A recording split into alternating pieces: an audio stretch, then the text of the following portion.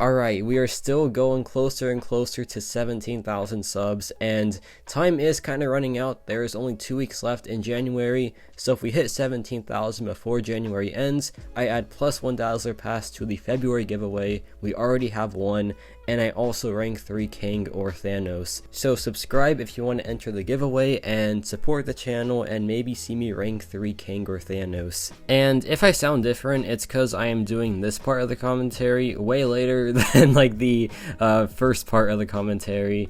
But yeah, this video, I honestly was debating on if I should post it or not, because one, it kind of does feel like a, you know, not super helpful type of video.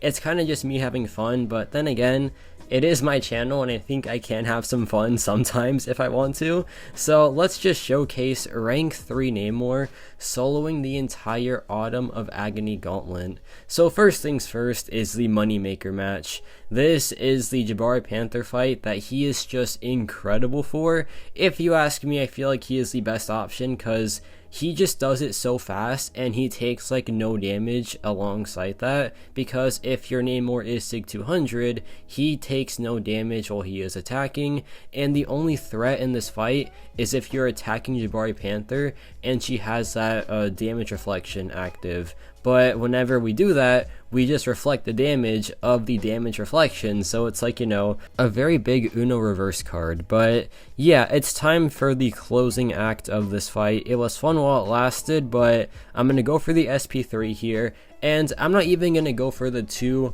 Fury rotation. I'm just gonna go for 1 right here, and it's not because I messed up. Okay, it is because I messed up, but you know what, it is what it is, man. And still, anyway, check out this damage output.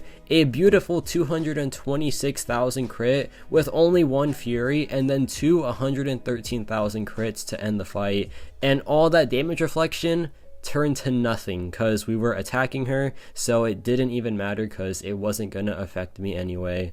And yeah, beautiful fight, absolutely beautiful fight.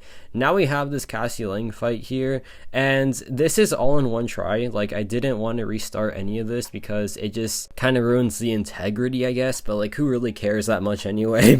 but still, it just makes it, I guess, cooler. So yeah, the transitions there, that's just because if I record for more than like 10 minutes, my phone just loses its mind for some reason. So yeah, that's definitely not good, but anyway, we're still just traveling along here. And yeah, now we have this Cassie Lang fight.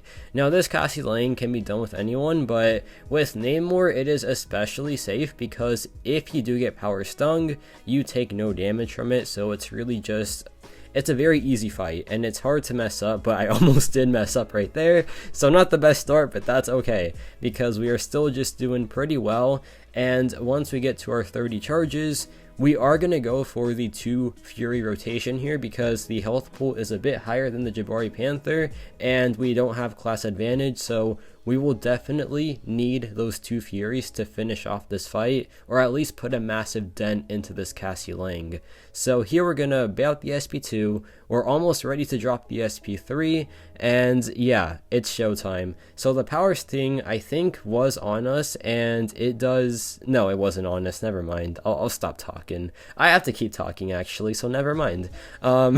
We dropped the SP3 again, we have 2 Furies active, we dropped the SP2. Look at this beautiful 308,000 crit, man. That is an absolute thing of beauty. No second SP2 unfortunately, but here we do drop the SP1, 79,000 crit, drop the relic, 35,000 crits on the relic because it's enhanced by the Fury passive. So that's just like extra crazy.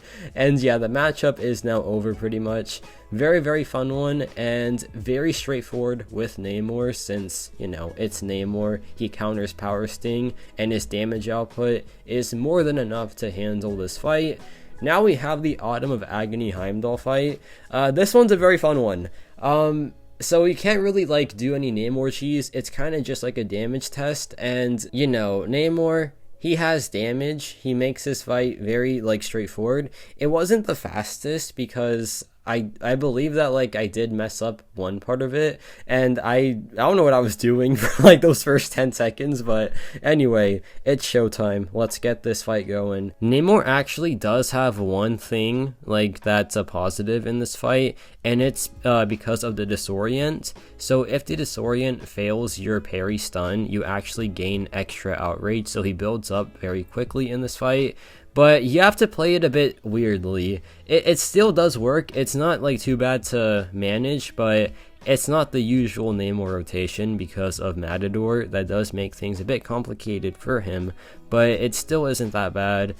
Here we have to go for the SP3, but I'm gonna time it differently. I'm not gonna like use it right now. I'm gonna wait till I have like I guess like 25 of my charges built up, because I'm not going to go for the double SP3 rotation. I'm going to just try to play it like as simple as possible. And guys, I love this fight. I love all the heavy attacks. It's so amazing. It's so fun. And I'm kidding, of course. I cannot stand this Heimdall. I hate every Heimdall now. Like, seriously, after this fight, after all these, like, super dumb and silly heavy attacks and unnecessary heavy attacks, man, like, what are you trying to do right there? It's so pointless. But yeah, here we go for the SP3, and we have the brace passive down, so it's pretty much just showtime. And yeah, damage right there, very, very nice. But honestly, I feel like it didn't crit, like, I didn't crit a ton in this matchup because I feel like the assault battery should have like probably one-shot him in that rotation, but it didn't. So yeah, I probably just didn't crit enough, to be honest, but that's okay. Here he drops the SP1, and yeah, this is pretty much like the closing act of the fight. He drops a heavy attack, so unnecessary, man. I didn't need you to drop it right now like that. Like, it's just, oh my gosh, it's so annoying. I cannot stand Heimdall after this fight. Like, after just my experience in Autumn of Agony, no, just never again, please. So here I go for the heavy attack. There I actually needed it, so like, good job Heimdall, you finally listened to me. Here I dropped the SP3, and the damage output from this SP3 is pretty nasty into the SP2, and we definitely crit here because you know, the fight's just done. That was like a 200,000 plus SP2, I guess, because yeah, it was like 400,000 battery, which is crazy. Now we have this Northstar fight, and I know what you're thinking. How is he gonna take this Northstar if like he has that weird special lock node? So Namor isn't the most friendly champion when it comes to power shield, so you're gonna understand very quickly why I'm gonna do what I'm about to do. You will understand why I'm going to do this, right? Here I'm gonna go for the SP1, but I forgot about the miss part. But now I dropped the SP1. Bleed damage like 1495. That's pretty good. Now here's the bad part. We have to rely on that bleed for the entire fight. So if you don't mind, which trust me, you do not mind this, after like a couple of more tries, after like me realizing that, yeah, this fight's gonna suck, I'm gonna do all of us a favor. Trust me. We're gonna drop one more SP1, right? And it's 2 bleeds. So I'm like, you know what, man? We're gonna put this in 2 times speed. But then I realized that, okay, putting Northstar in 2 times speed is the craziest thing ever, but we're gonna ride with it, man, because I don't want y'all to watch this 5-minute fight in its entirety. So instead, you get to enjoy very goofy Northstar animations in 2 times speed. It is absolutely trippy, but it's so funny to me. So yeah, yeah, the fight, it's very easy with Namor because, okay, to be honest, it's kind of just easy with anyone if you know how to like work around bubble shield, but it's so long. It's such a long fight because Namor just doesn't interact well at all with power shield, so your best bet is to just spam SP1s and hope that you stick some bleeds. But usually he like triggers bleeds all the time because of his really dumb rebalance, but in this scenario when he actually needs to do it, he just doesn't for some reason, so that's amazing.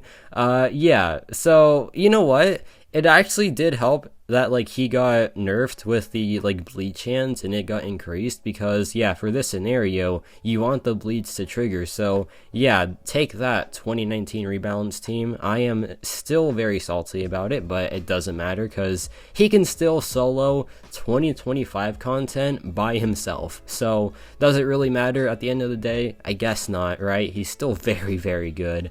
And this fight is still going on. So let me tell you, the total fight time of this was about 5 minutes and 30 seconds, and I think the combined fight time of all the other 3 fights was less than that. So yeah, this one fight right here was longer than all 3 of the other ones combined. So we never talk about this Northstar again. And yeah, this fight is nearing its end. It was rough, right? It was not a fun time at all. Like, no, just absolutely not. So NAMOR, he can solo the entire right side, and he does Tigra as well, but I'm gonna save that for its own video because it is such a crazy takedown that like you have to just, I want it to be separate, to be honest. But yeah, this is the final closing moments of the fight. It was a fun one. No, it was not. It was miserable, but there we go. There is NAMOR taking on the entire gauntlet by himself, the right side at least. And yeah, let me know your thoughts on rank 3 Sig 200 NAMOR. I personally really do love him still, and yeah, he will always be like my second favorite character. He's just so fun, and he's just so awesome, and he still got it if you ask me. And yeah, that's about it for me.